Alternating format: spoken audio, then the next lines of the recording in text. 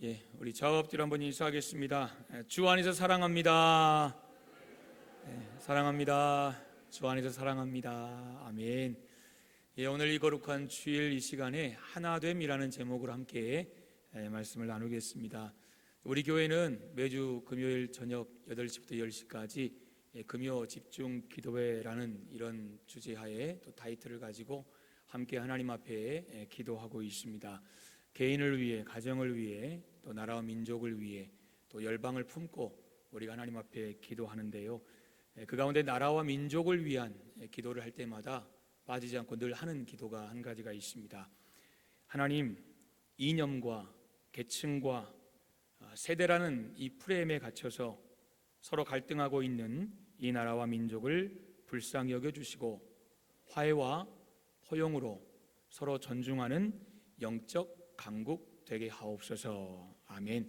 이런 기도 제목 가지고 매주 금요일마다 나라와 민족을 위해 기도하는데요, 거창하게 풀어놨는데 이 말은 결국 간단합니다. 하나님, 이 나라 이 민족 하나 되게 해 주세요. 바로 이겁니다. 하나됨, 이것을 위해 기도하는 거죠. 그렇다고 여러분, 이 나라 이 민족이 모두가 하나, 그냥 획일적이라는 말은 절대 아닙니다. 다 똑같아야 됩니다. 똑같음을 구하는 것도 아닙니다.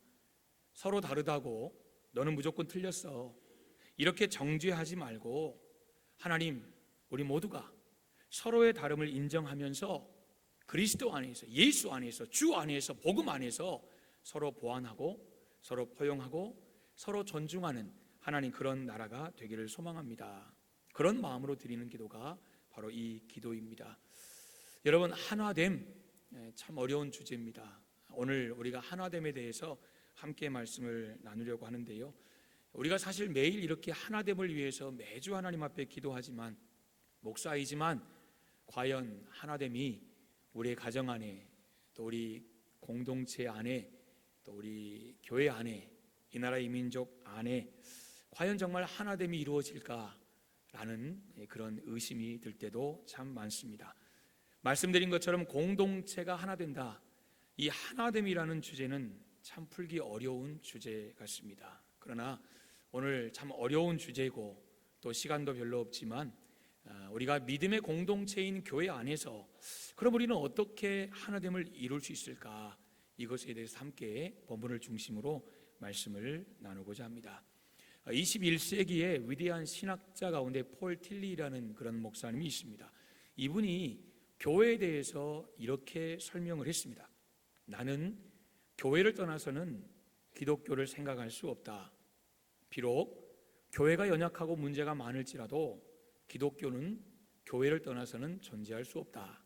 이런 이야기를 했습니다. 그러면서 교회가 왜 중요한가를 4가지로 간단하게 설명을 했습니다. 첫째, 기독교는 사랑의 종교다. 사랑으로 접근한 거예요. 그래서 사랑을 주고받고 그리스도의 사랑을 체험하는 곳이 교회이기 때문에 교회가 중요하다, 이렇게 말했습니다. 그러니까 교회 안에는 사랑이 풍성하다, 이렇게 전제한 거예요. 기독교는 사랑의 종교고 그 교회 안에서 우리는 서로 사랑하고 그 사랑을 퍼뜨리는 이 공동체가 교회이기 때문에 교회는 중요하다, 사랑과 연관을 시켰습니다. 두 번째, 사람과 하나님과의 관계에서 가장 중요한 것이 예배이다. 그런데 이 예배는 교회를 통해서 이루어지기 때문에 교회는 절대적으로 필요하다. 그러니까 지금 이 교회는 예배와 뗄래야 뗄 수 없는 관계, 예배는 결국 하나님을 만나는 축복의 통로이기 때문에, 그렇기 때문에 예배를 드리는 공동체인 교회는 중요하다 그랬습니다. 셋째, 교회를 통해서 복음이 선포되고 이 복음을 세상 사람들이 듣기 때문에 교회가 중요하다. 여러분, 그렇죠? 복음은 교회가 전하는 거예요. 이 복음은 교회를 통해 사람들이 듣는 거예요. 그렇기 때문에 복음을 전하는 유일한 매개체가 되는 교회는 중요하다 그랬어요. 네 번째, 교회가 성경을 바르게 해석해 주므로 그리스도인들을, 성도들이죠, 바른 신앙에 서도록 해주기 때문에 교회는 아주 중요하다 그랬어요. 그러니까 우리 믿음의 공동체, 이 성도들도 교회를 통해서 하나님 말씀을 올바로 이해하고 올바로 먹고 소화시키고 올바로 살아낼 수 있기 때문에 교회는 중요하다, 이렇게 말을 했습니다. 즉, 교회와 사랑, 교회와 예배, 교회와 복음, 그리고 교회와 성도들의 이 영적인 성경 복음을 통한 말씀의 삶, 이런 이유를 통해서 교회가 중요하다, 이렇게 이야기했습니다.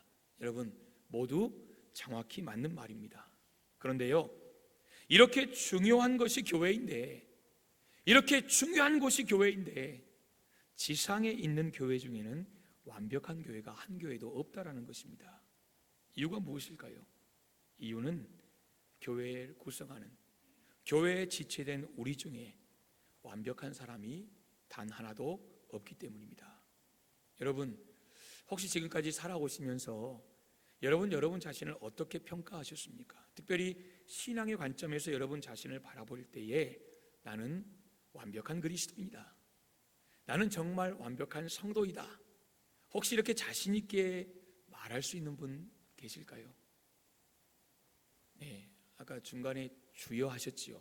이때 주여 해야 돼요. 그렇죠? 여러분, 맞아요. 아무도 없어요. 아무도 없어요. 지상에 있는 교회 중에, 또 지상에 있는 성도 중에 완벽한 교회, 완벽한 성도는 단 하나도 없다라는 것이죠. 그나마 우리가 가장 완벽한 성도라고 말하는 이 사도시대, 그러니까 예수님과 함께 동행했던 그 사도들의 모습 한번 생각해 볼까요? 여러분, 그들이 가장 그나마 완벽한 사람, 왜냐하면 우리가 그들을 모델로 삼잖아요, 예수님 빼고. 그런데 그 사도들의 삶을 보면 베드로 사도 완벽하네요. 야고보와 요한도 마찬가지예요. 다메섹에서 예수님을 인격적으로 만나고 삶의 모든 것이 변화된 바울 사도는 어때요? 아니에요. 바울 사도도 불안했어요. 불안전했어요. 예수님 만난 이후에도 여러분 싸우잖아요. 바나바와 다투잖아요. 크게 다투서 너 갈 길 가, 나는 내 갈 길 갈 테니까. 그것도 우리가 하나님의 은혜 관점으로, 하나님의 역사로, 하나님의 성교의 확장으로 우리가 이해하지, 그렇게 이해해요. 맞아요. 그러나 여러분, 바울에게는요, 일중심, 나는 사람이, 안 돼. 바나바는 사람 중심. 여러분, 뭐가 중요하죠? 사람이 중요합니까? 일이 중요합니까? 일만 중요시하면 사람을 놓치죠. 사람을 중요시하면 일이 안 됩니다. 맞지 않습니까? 이 두 가지가 적절하게 교회에서 지혜롭게 가야 돼요. 그런데 바울과 실라 보면 그랬어요. 결국 예수님 만나고 난 이후에도 둘이 쫙 갈라졌거든요. 우리는 말씀드린 대로 하나님의 그 은혜 관점, 선교 확장의 관점으로 본문을 이해하고 이렇게 은혜롭게 넘어가지만, 그러나 그 안에 여러분 가지고 있던 그 그대로의 자기 기질이 여전히 바울에게 있었다는 것을 우리에게 보여주는 거예요. 그러니까 완벽하지 않다는 거예요. 여러분, 이 예수님과 함께했던 그 사도들, 예수님 바로 다음 세대인 그 제자들도 절대 완벽하지 않아요. 완벽과는 거리가 멀었어요. 나름대로 장점도 많았지요. 그러나 단점도 많았어요. 혈기가 있었거든요. 다투었거든요. 때로는 겉과 속이 다른 그런 모습을 보이기도 했어요. 그래서 예수님과 직접 함께했던 초대교회 안에도, 성경에 나온 예루살렘 교회 안에도, 안디옥 교회 안에도, 모든 교회, 그 초대교회 안에도 이런저런 문제가 있다는 것을 우리는 잘 알잖아요. 오늘 한국교회도 마찬가지지요. 어느 교회가 좋다더라 이렇게 말을 해서 그 교회 들어가 보면요, 인간 냄새 나잖아요. 모든 교회가 그렇지 않아요, 여러분? 인간 냄새 나요. 인간 냄새 안 나는 교회가 없어요. 문제없는 교회도 없다는 거 우리 잘 알아요. 그래서 교회를 완전한 곳으로 알고 신앙생활을 하다가는 교회 상처 많이 받아요. 회의감을 느낄 수도 있어요. 여러분, 그래서 오늘 성경에서는요, 교회의 정의를 우리에게 말해요. 교회만이 아니에요. 가정도 마찬가지예요. 우리 한 개인도 마찬가지예요. 나라도 마찬가지고, 모든 여러분 우리가 살아가는 존재 자체를 오늘 성경은 어떻게 정의하냐면 22절 하반절 보세요. 지어져 가느니라. 할렐루야 아니에요? 저는 여러분 이 너무 은혜가 돼요. 지어져 가느니라. 지어져 가느니라. 얼마나 은혜롭습니까? 여전히 공사 중이라는 거죠. 여러분, 길을 가다가 공사 중인 건물들 있잖아요. 새 집 짓네. 근데 아직 집은 아니에요. 그죠? 허가가 나고 다 여러분 뭔가 다 준비가 되고 구비가 돼서 여러분 허가가 떨어져야 그 집인 거예요. 여러분, 공사 중인 곳에 들어가 자지 않아요. 그잖아요. 거기서 먹고 살지 않아요. 다 끝나고 다 됐구나 라고 말할 때 우리는 들어가는 거예요. 그런데 여러분, 저와 여러분 오늘 성경이 뭐라고요? 여전히 공사 중이래요. 여러분 옆에 계신 분들 한번 이렇게 말할 수 있으면 이렇게 말해보세요. 당신 공사 중이래. 부부간에 이야기할 수 있겠지요. 당신 공사 중이래. 여러분 그렇잖아요. 공사 중인 거예요. 저도 공사 중이고 여러분도 공사 중이고 다 공사 아직도 진행 중이라는 거예요. 지금 몇 년째 공사 중이세요? 몇 년째? 80년째 손 들어보세요. 여러분 여전히 공사 중이에요. 연수가 중요한 게 아니에요. 80년이든 70년, 60년이든 오늘 성경에 뭐라고 말하냐면 여전히 공사 중이래요. 우리가 예수님의 은혜로 구원받아 하나님의 자녀가 되었다고 우리가 금방 우리의 삶이 금방 거룩해지나요? 여러분 예수님처럼 되던가요? 예수님 뜨겁게 만났고 기도하다가 막 불 받았다고 여러분 방언 터졌다고 여러분의 삶이 완전히 바뀌던가요? 아니요 여러분. 내 기질이 그대로 있어요. 저도 마찬가지, 여러분도 마찬가지예요. 오늘 성경 보시면 나의 지정의가 하나님의 뜻에 비록 합한 삶을 내가 지금 살고 있지 않을지라도 성경에 뭐라고 말하냐면 그것을 오늘 성경에 지어져 간다는 거예요. 완전하지 않다는 거예요. 하나님이 인정하시는 거예요. 너희는 불완전해. 너희는 완벽할 수 없어. 완벽하지 않아. 나 그거 알아. 너희 한 사람 한 사람이 내가 아름답게 만든 걸작품이지만 너희는 그럼에도 불구하고 지어져 가는 거야. 걸작품이 되어져 가는 거야. 이렇게 말씀하시는 거예요. 오늘 그 성경은 공사 중이라는 거예요. 우리 그것을 조금 고상하게 뭐라고 말해요? 성화라고 말합니다. 그냥 풀어놓고 말하면 공사 중이래요. 그러니까 당신은 성화되어 가고 있습니다. 이것을 바꿔서 말하면 당신은 공사 중입니다. 이런 거예요 여러분. 주님 앞에 서는 순간까지 여러분이 80년 성화의 삶을 사셨던 80년 공사 중이시든 상관없어요. 우리는 끝까지 주님 앞에 설 때까지 공사 중인 거예요. 완벽할 수 없다는 거예요. 오늘 그것을 뭐라고 말해요? 지어져 가고 있다는 거예요. 여러분 교회도 그렇습니다. 지상에 있는 모든 교회는 결코 완성된 교회가 아니에요.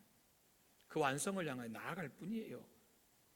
우리나라에서 제일 큰 교회도 가면 진짜 모든 것이 다 세팅됐다고 한 교회도 여러분 들어가 보면 얼마나 갈등이 심한지, 얼마나 아픔이 있는지, 상처가 있는지, 완벽한 교회가 없는 거 아시잖아요. 근데 오늘 예수님 뭐라고 말씀하세요? 주님 뭐라고 말씀하세요? 너희 완벽해야 된다라고 말씀하지 않으세요. 너희는 지금 지어져 가는 중이야. 지어져 가는 중이야. 여러분 남편이 완벽한 사람 손 한번 들어보세요. 우리 남편은 완벽하다. 우리 아내 완벽하다. 제 아내가 저기 앉았어야 되는데 손을 안 들 거예요. 그래도 여러분 감사한 게 뭔 줄 알아요? 지어져 간다는 거예요. 남편 중에 완벽한 남편이 어디 있고, 부인 중에 완벽한 부인이 어디 있고, 부모 중에 완벽한 부모가 어디 있고, 자녀 중에 또 완벽한 자녀가 어디 있겠어요? 가정도 이렇게 다 지어져 가는 거죠.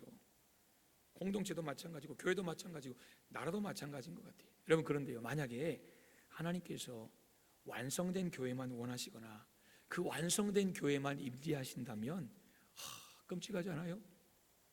우리 소망 없잖아요. 왜요? 지난 43년 동안 하나님이 주신 은혜가 크잖아요. 그렇죠? 은혜가 커요.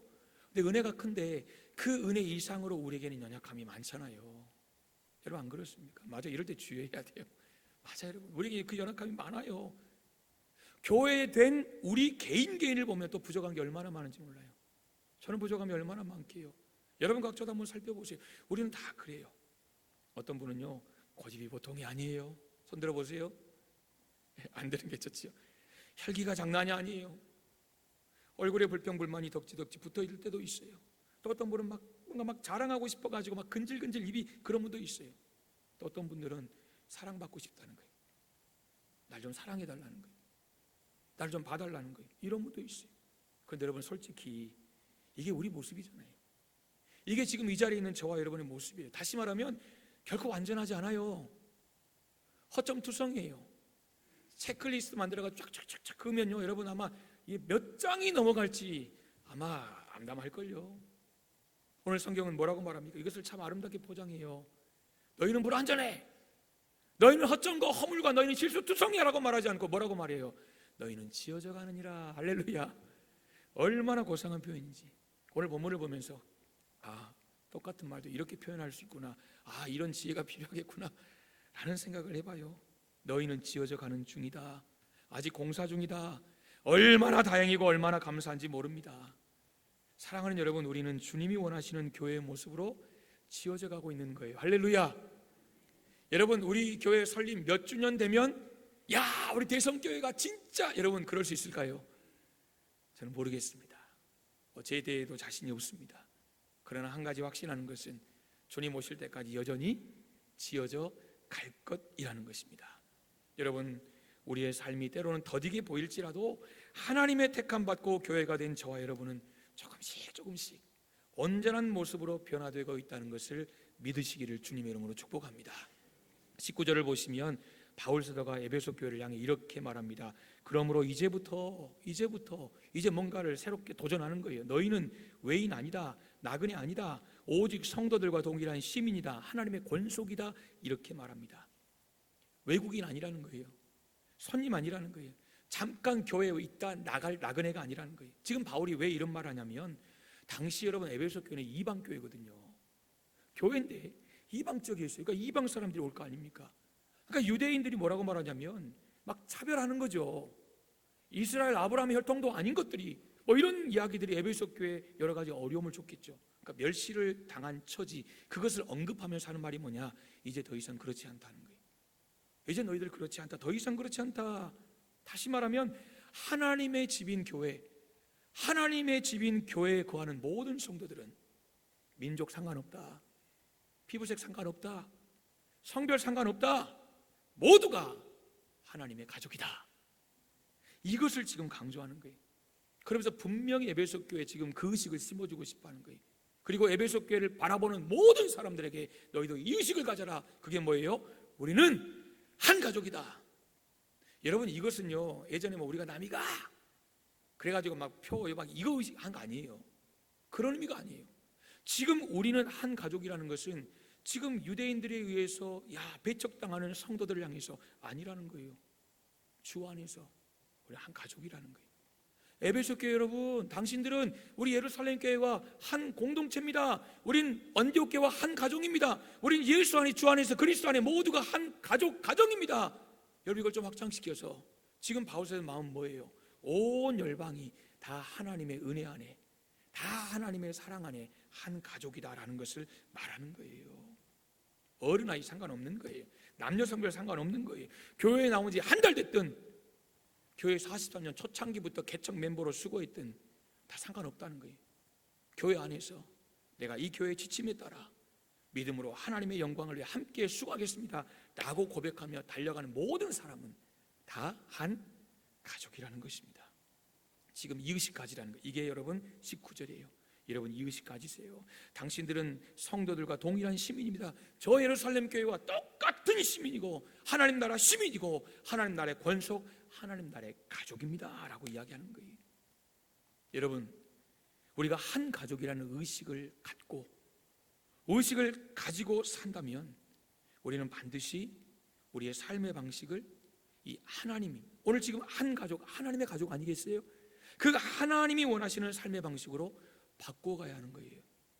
내가 하나님의 가족이야. 그렇게 우리가 마음속에 새기고 산다면 이제 우리의 삶의 방식을 그렇게 하나님의 가족다운 삶의 모습으로 바꿔가야 한다는 거죠. 우리가 어떤 국가에 살든지 그 국가의 일원이면 그 국가의 여러분 삶의 방식을 따라야 합니다. 그렇죠? 한국에 살던 그대로 다른 나라가 살면 안 돼요. 동일한 건 그대로 살겠지만 다르다면 그 나라를 따라야 합니다. 예를 들면 여러분, 우리나라 차량은 우측 통행입니다. 우측으로 가죠. 그렇기 때문에 항상 길을 건너려 가면 우리의 시선은 좌측을 살펴야 합니다. 왜요? 차가 이렇게 오니까 좌측을 살펴야 합니다. 그런데 일본에 가보니까 또 반대인 경우에 차량이 좌측으로 통행합니다. 그러니까 차량이 좌측으로 통행하는 나라에서 어디를 봐야 돼요? 우측을 봐야 돼요. 그러니까 이게 다른 거예요. 차가 안 오나 이걸 살펴봐야 된다는 거죠. 여러분, 무슨 말씀을 드리냐면 오늘 지금 20절 말씀에처럼 우리가 하나님의 시민이고 하나님의 가족의 일원이라고 내가 확신한다면, 그런다면 우리는 하나님이 원하시는 삶의 방식을 따라 살아야 한다라는 것입니다. 비록 나 자신이 불완전하지만 하나님 나라 백성된, 하나님의 은혜로 구원받은 성도로서 하나님이 원하시는 삶의 방식을 잘 알고 따르려고 노력하는 삶이 우리에게 있어야 한다는 거예요. 오늘 본문에 보시면 바울 사도는 에베소 교회를 향해서 여러 가지 삶의 방향을 제시합니다. 여러분, 그러면서 교회 공동체의 하나됨, 주 안에서의 하나됨을 요구하고 있습니다. 두 가지만 살펴보겠습니다. 첫째는 예수님이 내 인생의 기준이 되어야 합니다. 여러분, 이 자리에 우리는 하나의 공동체, 대성교회라는 공동체를 이루고 있습니다. 하나라는 그런 마음을 가지고 있습니다. 여러분, 그러면 우리 교회가 하나 되기 위해서 가장 중요한 게 뭐냐? 저를 비롯한 여러분 모두 안에 내 인생의 주인은 예수입니다. 내 인생의 기준은 예수입니다. 이것이 우리의 마음이 있어야 된다는 거예요. 이게 가장 먼저입니다. 20절 말씀 보겠습니다. 20절 읽겠습니다. 시작. 너희는 사도들과 선지자들의 터 위에 세우심을 입은 자라. 그리스도 예수께서 친히 모퉁이 돌이 되셨느니라. 아멘. 여러분, 20절 말씀에서 우리는 두 가지를 먼저 기억해야 돼요. 첫째는 성도는, 그러니까 지금 우리죠, 성도는 사도들과, 예수님과 함께 했던 사도들과, 그리고 그 이전에 이 선지자들, 즉 하나님의 말씀을 받았던 사도들과 선지자들이 전한 그 생명의 복음 위에 세워진 존재, 바로 그들이 성도라는 것입니다. 이게 첫 번째 의미예요. 두 번째는 성도는 예수님을 기준으로 삼고 살아가는 존재라는 거예요. 왜요? 예수님 복음이거든요. 성도는 복음 위에 세워진 존재이기 때문에 그 복음이신 예수님을 기준으로 살아가는 존재가 바로 성도라는 거예요. 이게 20절의 말씀이에요. 여러분, 20절 말씀 보시면 모퉁이 돌이라는 단어가 나옵니다. 우리나라 건축 양식과 이 당시 이스라엘이 조금 다르기 때문에 모퉁이 돌을 잠깐 설명하면, 이 모퉁이 돌은 집을 지을 때 기준이 되는 돌입니다. 그 당시 여러분 설계도가 뭐가 있겠어요? 그냥 머릿속으로 이렇게 지어야지 끄적끄적해서 그렇게 집을 지었겠죠. 그러니까 그런 구체적인 체계적인 설계도가 없던 시절에 기준이 되는 돌 4개를 모퉁이에 세웁니다. 2개, 2개, 모퉁이 4개를 세우는 거예요. 그리고 그것을 따라서 벽돌을 쌓습니다. 그렇게 이 모퉁이 돌은 건물의 기초가 될 뿐만 아니라 이 벽과 벽을 연결하는 여러분 건물의 중심이 되는 거예요. 이게 바로 모퉁이 돌이에요. 그리고 또 하나, 모퉁이 돌에 이 지금 건물을 짓고 건물을 소유하는 그 소유자의 이름을 새겨서 이 건물이 누구의 것이다, 이 건물 내 거다 라고 표시하기도 했다는 거예요. 이 두 가지 의미가 있어요, 모퉁이 돌에는. 그러므로 이 모퉁이 돌이라는 말은 예수님이 교회의 기준이라는 거예요. 교회의 모퉁이 돌이 예수님이라는 것은 교회의 기준이 예수님이고 또 교회의 소유주가 예수님이다라는 거예요. 여러분, 우리가 사전에서 기준이라는 말을 찾아보면 기본이 되는 표준이라는 말이에요. 표준. 이게 표준이 결국 기준이라는 거예요. 그래서 예수님이 교회의 기준이라는 말은, 예수님이 교회의 기준이라는 말은 예수님이 나와 우리와 교회의 표준이라는 거예요. 이해되시죠? 이게 예수님이 교회의 기준이라는 말이에요. 나와 교회와 우리 모든 공동체의 표준이 예수님이라는 거예요. 사랑하는 여러분, 예수님이 우리와 교회의 표준이시라면 여기서 질문하겠습니다. 그러면 우리가 기도하잖아요. 어떻게 기도하면 돼요? 더 정확한 표현으로 누구처럼 기도하면 돼요? 예수님처럼. 이 말이에요. 이 말이 예수님이 교회의 기준이시고 교회의 소유주시고 이것이 예수님이 저와 여러분 우리 교회의 표준이시라는 말이에요. 우리 어떻게 예배하면 돼요? 예수님처럼.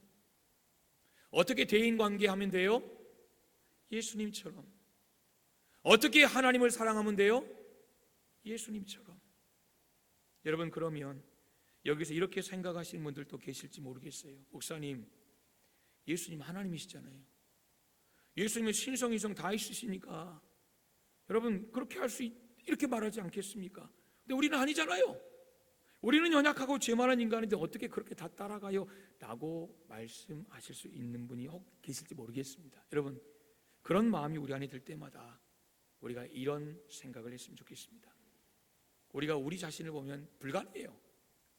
어떻게 우리가 예수님 같이 살 수 있겠습니까? 그렇잖아요. 우리 자신을 보면 불가능하지만, 인간적인 눈으로 나를 보면 불가능하지만, 그러나 그때마다 우리가 기억할 것이 하나 있습니다. 여러분, 내가 주님을 택한 것이 아니라는 거예요. 지금 멍하신 분들이 계세요. 내가 주님을 택한 게 아니라는 거예요. 이해되십니까? 내가 주님을 택한 게 아니에요. 이 자리에 있는 우리 모든 성도들, 우리 중에 그 누구도 내가 스스로 주님을 택하지 않았어요. 우리에게 그런 능력이 없어요. 하나님께서 창세 전에 우리를 택하시려고 예정하시고, 그리고 하나님의 때에 나를 구원하셨고, 나를 하나님 자녀 불러주셔서 우리가 여기 있습니다. 믿으십니까? 아멘. 이게 여러분 반드시 우리 안에 정립돼야 돼요. 이게 흔들리면 안 돼요. 이게 우리 신앙의 가장 중요한 근간이 되는 거예요. 내가 주님을 택한 것이 아니라, 내가 선택한 게 아니라 주님이 나를 선택했다. 주님이 나를 선택했다. 절대 잊으시면 안 돼요. 오해하시면 안 돼요. 하나님께서 나를 선택하셨습니다. 우리가 이것을 은혜라고 말합니다. 은혜라고 말해요. 이 은혜에 놀라운 비밀이 있잖아요. 이 은혜에 우리 인생의 모든 해답이 다 들어있는 거예요. 사랑하는 성도 여러분, 주님이 저와 여러분을 택하셨기 때문에 우리가 살아갈 힘도, 우리가 헤쳐나갈 모든 인생의 해답도 우리에게 주시는 줄 믿습니다. 왜 아멘 안 하세요? 지금 고난경례대 하나님이 그냥 던져버리신 것 같으세요? 여러분 그거 안 믿어지십니까? 하나님이 날 선택하셨다면, 날 선택하시고 이 험한 세상, 광야 같은 세상에 그냥 내어 던지시고 내동댕이 치시고 네 인생 네가 가라, 네 길 네가 가라, 하나님 이런 분이라고 믿으십니까? 아니라는 거예요. 첫째는 하나님이 나를 선택하셨다. 나를 선택하신 그 하나님은 신실하신 하나님이다. 신실하신 하나님이다.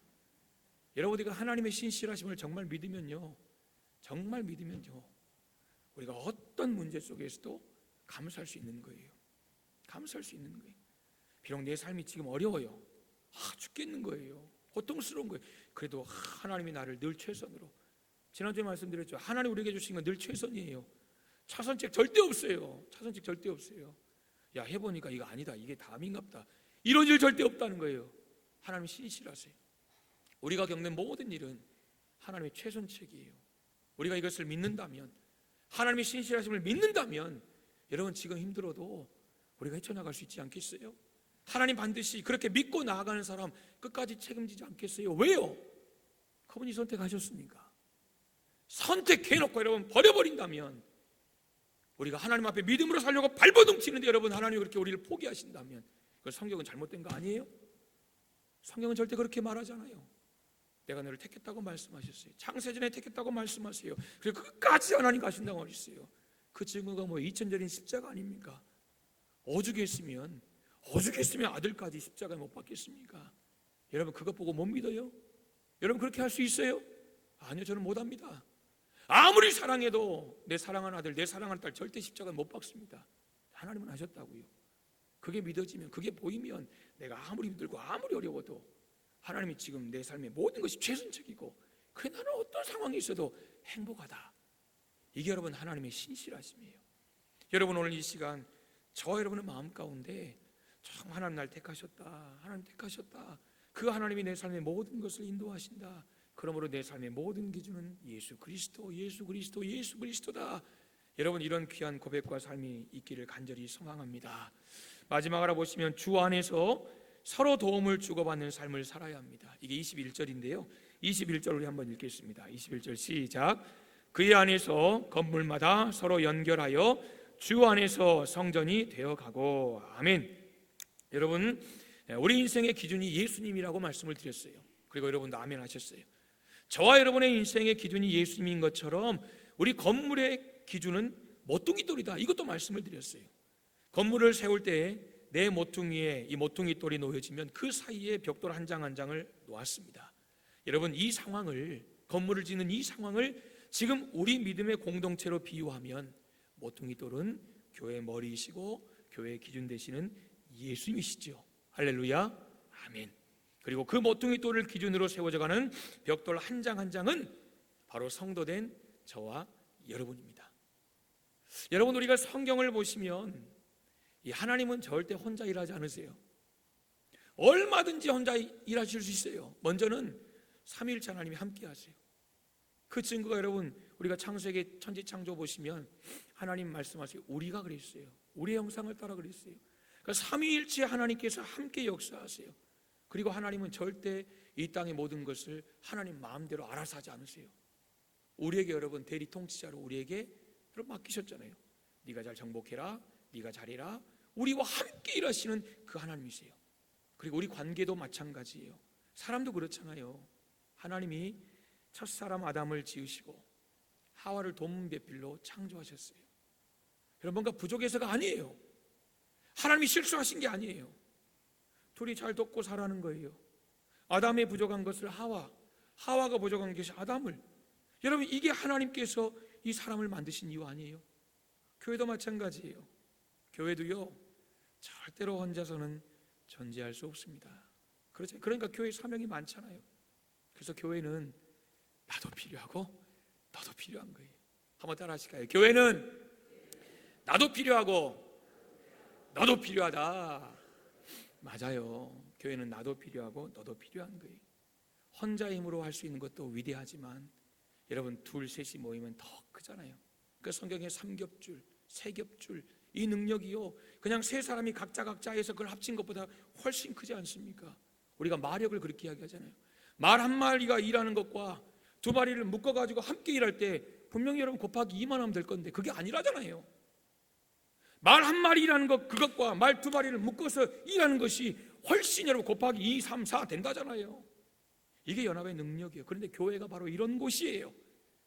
모퉁이 돌이신 예수님을 중심으로 성도 한 사람 한 사람이 내게 주신 직분, 내가 받은 은사, 내가 받은 달란트로 서로 협력하는 교회만 되면, 서로 하나 되는 공동체만 되면 세상에 못할 것이 뭐가 있겠어요? 못할 게 뭐가 있겠어요? 그런 하나됨을 통해서 22절의 결과를 만들어내는 거예요. 여러분, 22절 너무 은혜롭지 않습니까? 22절 여러분 기도하실 때마다 늘 품고 가정을 위해, 개인을 위해, 여러분이 섬기는 공동체를, 특별히 교회를 위해 기도 제목으로 삼으시기를 소망합니다. 22절 함께 읽겠습니다. 시작. 너희도 성령 안에서 하나님이 거하실 처소가 되기 위하여 그리스도 예수 안에서 함께 지어져 가느니라. 아멘. 여러분, 너무 멋있어요. 그냥 위로가 돼요. 지어져 가느니라. 이미 말씀드렸어요. 저와 여러분 너무 연약해요. 그런데 감사하게도 하나님이 정죄하고 심판하지 않으시고 지어져 간다고 말씀하세요. 지어져 간다. 여러분, 우리 신앙은 1:1 아니잖아요. 하나님과 나와 1:1 신앙이라고 말하지만, 그러나 우리의 신앙의 성장은 함께 교회 안에 있을 때, 함께 타오를 때, 이게 성경적인 거예요. 성경은 교회를 우리의 몸에 비유합니다. 예수님 머리잖아요. 머리만 있는 사람이 어디 있어요? 머리 있으면 모든 여러분 기관이 다 있어야 되는 거예요. 때론 눈에 보이지 않아요. 속 보이지 않아요. 그러나 여러분, 그것도 건강해야 사람이 건강한 거예요. 눈에 안 보인다고, 여러분 눈에 안 보인다고 별로 중요시 여기지 않을 때 결국 그 속에서 사고 터지는 거예요. 그렇잖아요. 이게 우리의 몸이에요. 이게 교회예요. 성경은 말합니다. 함께 지어져 가느니라. 절대 혼자 못 커요. 함께 지어져 가는 거예요. 그러니까 교회는 나도 필요하고 너도 필요하고 같이 필요한 거예요. 그런데 뭐라고 말해요? 그리스도 예수 안에서, 주 안에서. 여러분, 늘 말씀드리지만 바울 신학은 주 안에서예요. 다른 거 없어요. 바울 신학, 바울 사도가 끊임없이 강조했던 건 주 안에서, 주 안에서. 뭘 하든지 주 안에서예요. 보시면 함께 여러분 자라간다, 이게 뭔 의미가 있어요? 그잖아요. 뭉쳐서 함께 자라가는데 막 이게 아니라고 생각해 보세요. 건강하지 않다고 생각해 보세요. 건전하지 않다고 생각해 보세요. 이건 여러분 안 돼요. 안 돼요. 그런데 그리스도 안에서, 주 안에서, 예수 안에서, 하나님 안에서 함께 자라간다고 말을 하고 있는 것입니다. 여러분, 우리 공동체, 이런 공동체가 되기를 소망합니다. 여러분이 섬기고 기도하는 구역이 이런 공동체가 되기를 소망합니다. 여러분이 함께 섬기는 전도회가 이렇게 그리스도 안에서 함께 자라가는 복된 전도회가 되기를 소망합니다.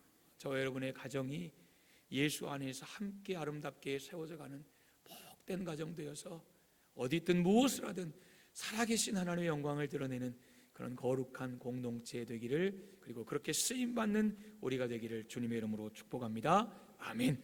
하나님 감사